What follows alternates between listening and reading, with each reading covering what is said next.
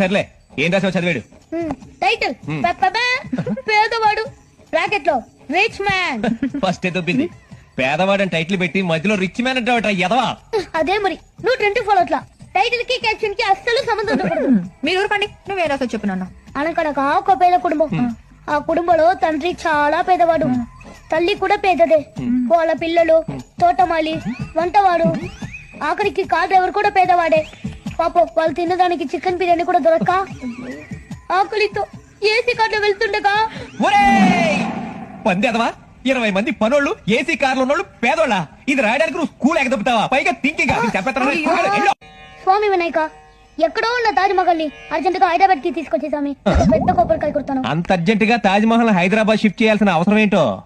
నిన్న పరీక్షలో తాజ్ మహల్ ఎక్కడంటే హైదరాబాద్ లో ఉంటేని రాసన్నానా.